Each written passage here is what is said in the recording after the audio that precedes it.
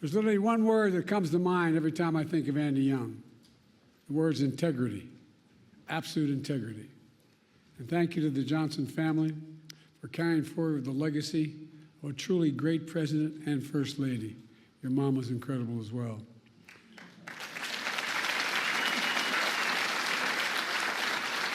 The same goes to Mark Upgrove, president of the LBJ Foundation. It's great to be back here. I thank you all and distinguished guests gathered here today. Look, I was in college at the University of Delaware in our early beginning years when I heard the news that President Kennedy had been assassinated. I remember exactly like anybody in my generation remembers exactly where they were sitting, standing, or walking. I was on the steps of one of the university halls called Hullion Hall at the university, listening on a transistor radio with 3 other people. Seemed unbelievable. And then, later watching President Johnson help the nation find a way forward. In his first address after the tragedy, President Johnson said, and I quote, "Nothing could more eloquently honor President Kennedy's memory than the earliest passage of the Civil Rights Bill." That's what he said.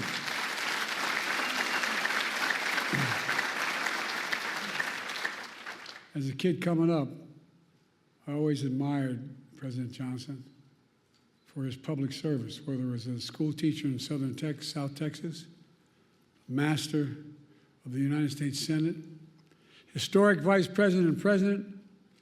His philosophy was simple. In a great society,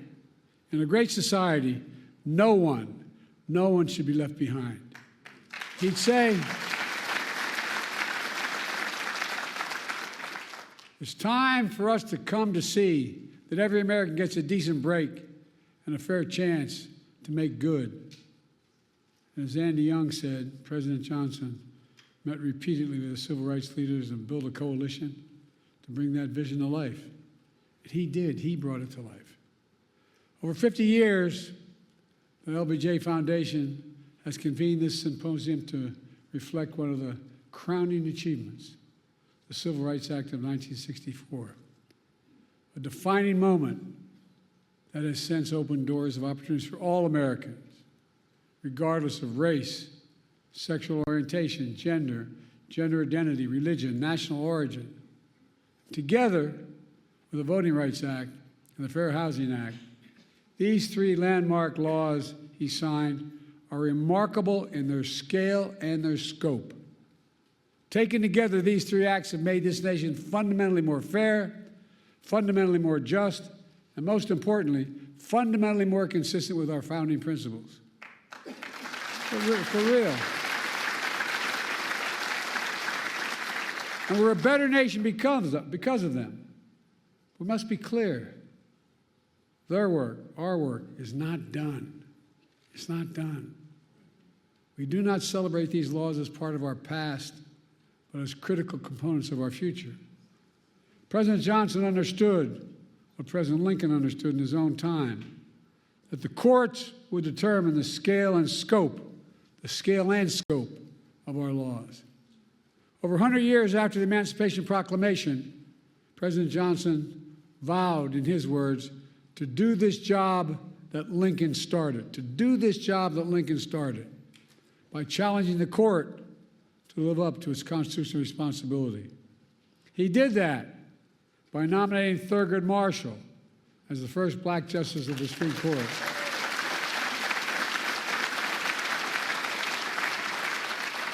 And by aggressively defending civil rights throughout the courts. But now, we live in a different era. In recent years, extreme opinions that the Supreme Court has handed down have undermined long-established civil rights principles and protections.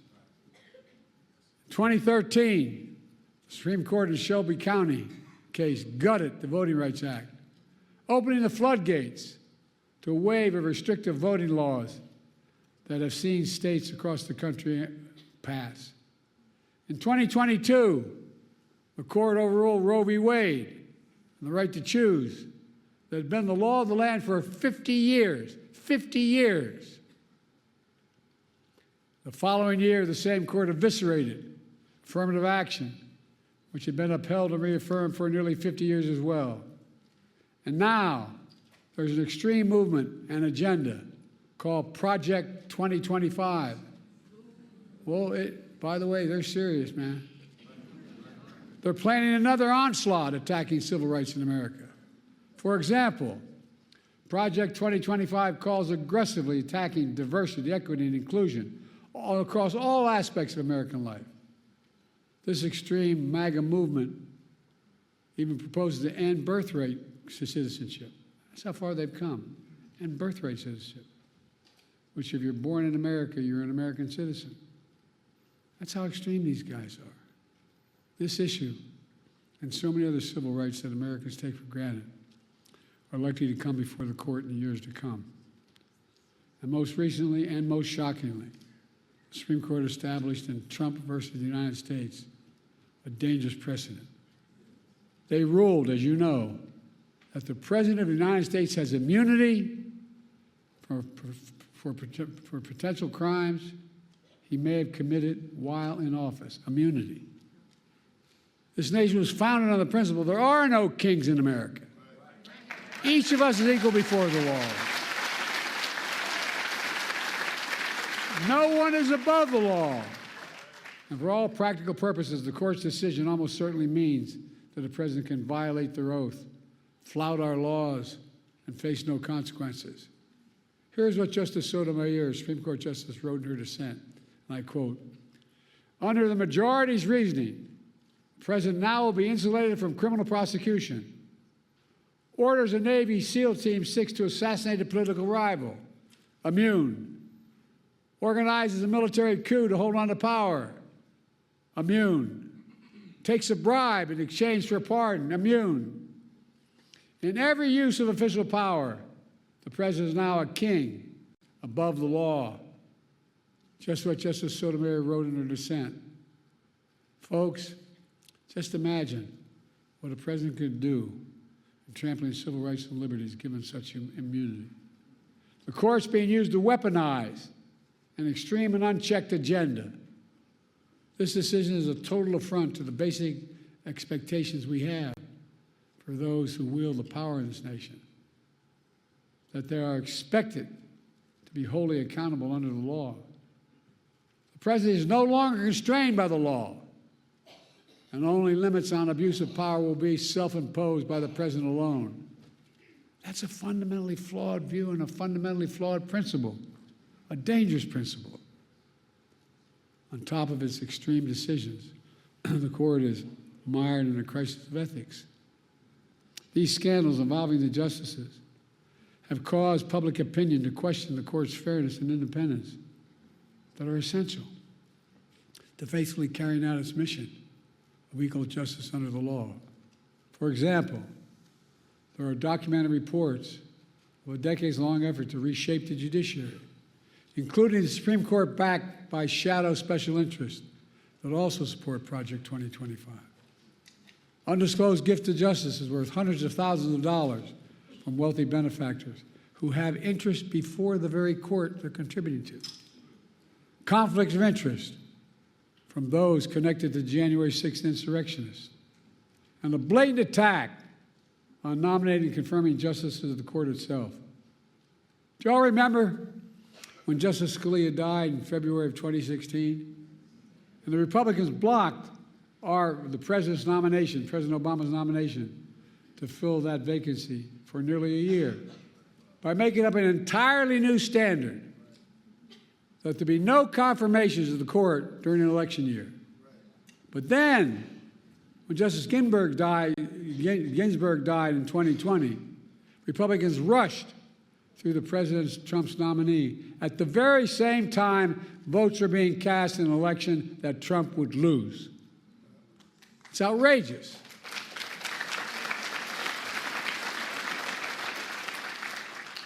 I know I don't look it, but I served in the Senate for 36 years, including as chairman and ranking member of the Judiciary Committee. I've been told that I've overseen more Supreme Court nominations as senator, vice president, and president than anyone in history, anyone alive today, I should say. I have great respect for our institutions and the separation of powers laid out in our Constitution. But what's happening now is not consistent with that doctrine of separation of powers. Extremism is undermining the public confidence in the court's decisions. As soon as I came to office, I convened a bipartisan presidential commission on the Supreme Court of the United States, comprised of leading constitutional scholars, both liberal and conservative, to provide recommendations on potential reforms to the court. I've been careful in these deliberations because these are serious, serious decisions. In the face of increasing threats to American democratic institutions, I use the Commission's analysis, and today I'm calling for 3 bold reforms to restore trust and accountability to the court and our democracy. As the press shouted to me as I got off Air Force One, the Republican Speaker of the House said, "Whatever he proposes is dead on arrival." Well, I think his thinking is dead on arrival.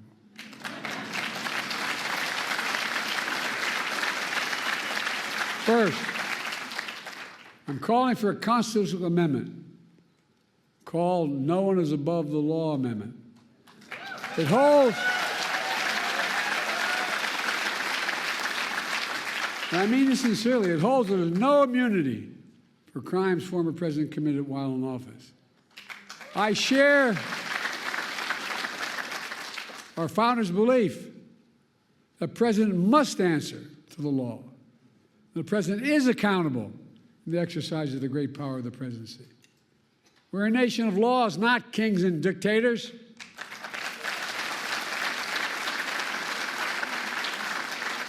The decision can be boiled down to the title of one case, Trump versus the United States. The court asserted it was making a ruling for the ages. That isn't true. The court made a ruling for one, a former president. No other president in our history has asked for this kind of immunity for criminal actions. And no president, no former president, not me, not one, has and should have been given any exception to this with such immunity. The second thing I'm asking for, we've had term limits for presidents of the United States for nearly 75 years after the Truman administration. And I believe we should have term limits for Supreme Court justices of the United States as well.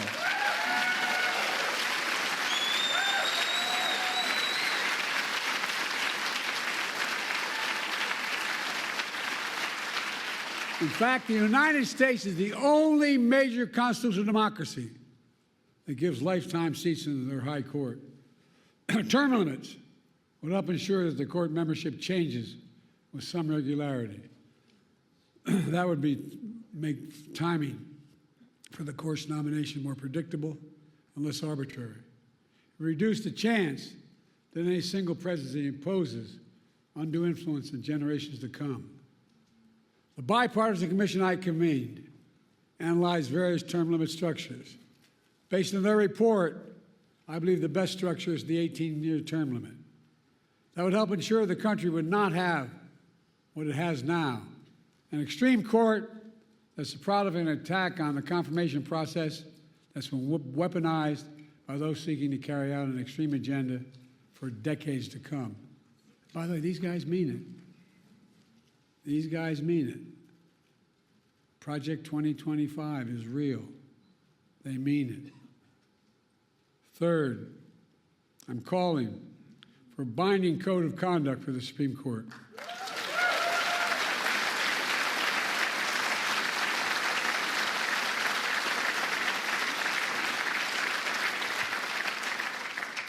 Supreme Court's current ethics code is weak and, even more frightening, voluntary. Any code of Congress must be enforceable.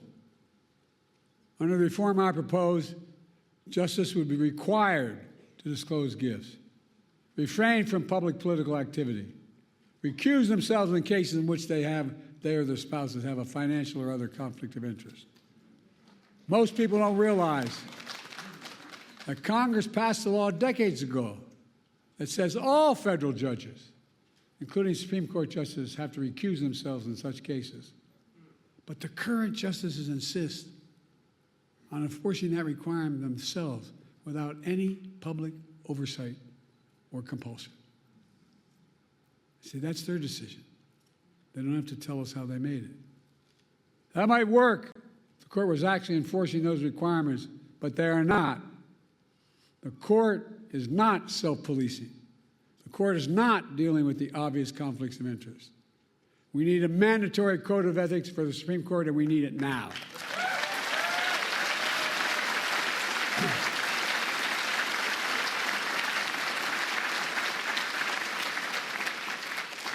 My fellow Americans, based on all my experience, I'm certain we need these reforms. We need these reforms to restore trust in the courts, preserve the system of checks and balances that are vital to our democracy. There are also common sense reforms that a vast majority of the American people support, as well as leading constitutional law scholars, progressives, and conservatives. I look forward to working with the Congress to implement these necessary reforms. A number of members of Congress are here today. Let me close with this. President Johnson signed the Civil Rights Act of 1964 just 2 days before the 4th of July. He said in that bill signing, and I quote, "This is a proud triumph, yet those who founded our country knew that freedom would be secure only if each generation fought to renew in largest meaning," end of quote. That's what I've tried to do throughout my career, inspired by the cause of civil rights.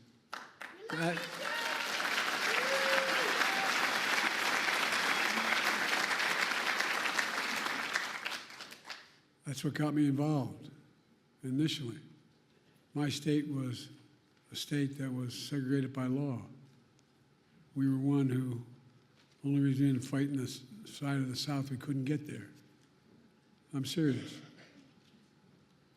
What motivated me to be a public defender, a county councilman, I'll never forget, I had a good job with a big trial firm. And in Delaware, you have to study for the bar for 6 months before you're allowed to take it. And in the meantime, while I was studying for the bar, that's when Dr. King was assassinated. We're the only state in the nation, city in the nation, that had the military stationed on every corner with drawn bayonets for 10 months, insisting, because we had a very conservative Democratic governor. In those days, when the Democrats won, they could choose to be part of the Southern Governors or Northeast Governors Conference. They choose the Southern Governors Conference lots of times. But guess what? It got me engaged. I love how reading these biographies of me now that I knew I was going to run for president.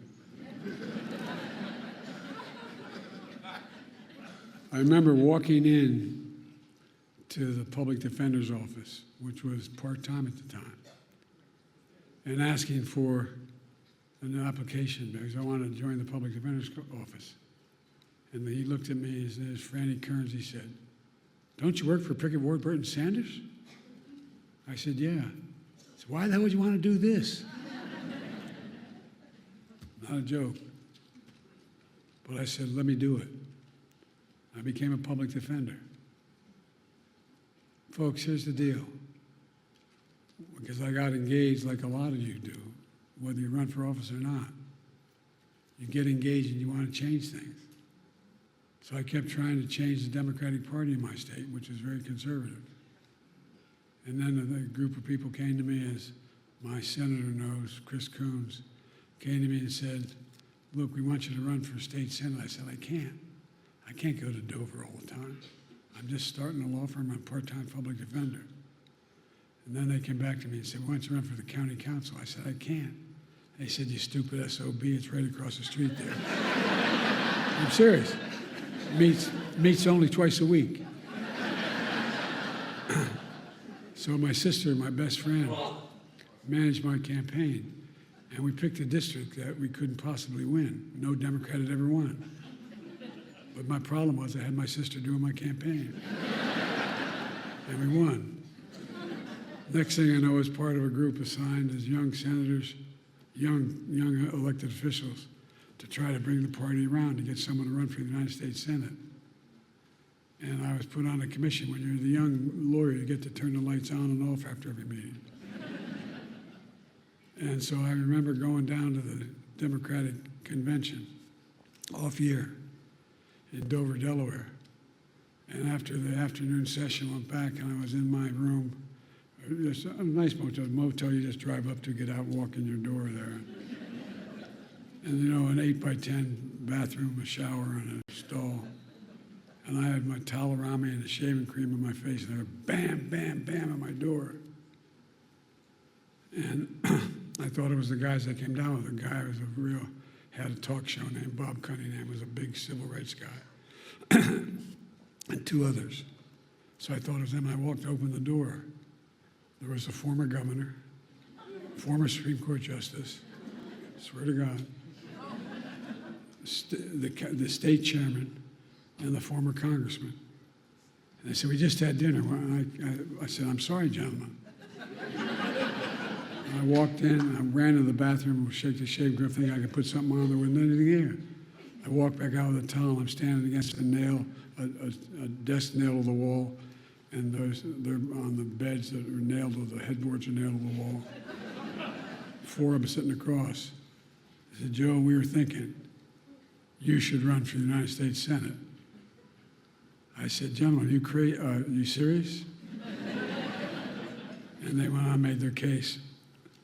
I hope all of you had a professor as enlightened his mind.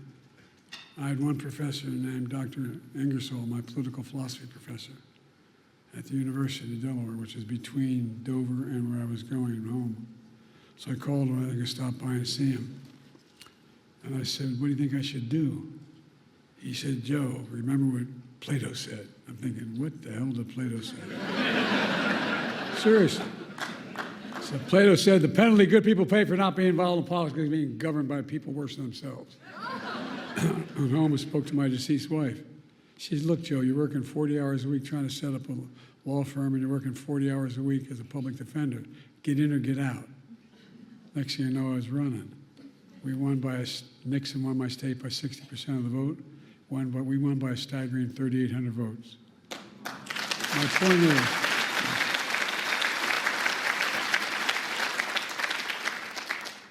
I didn't know what the hell I was doing.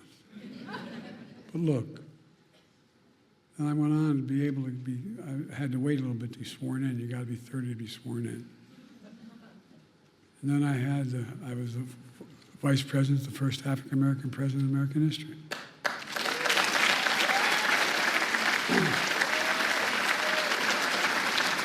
Now I'm president to our first woman vice president.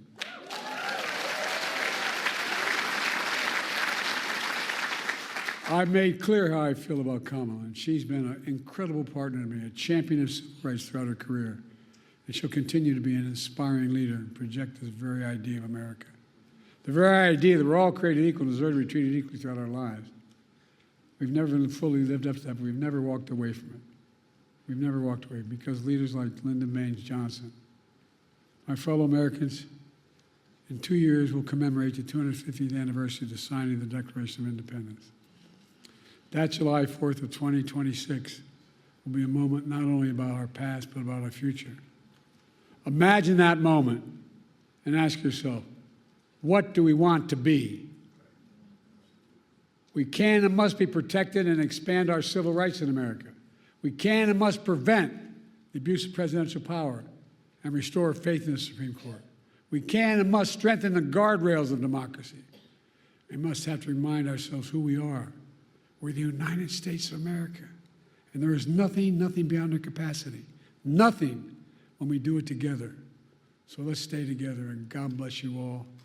Lyndon Johnson, Lady Bird Johnson, and may God bless the whole family.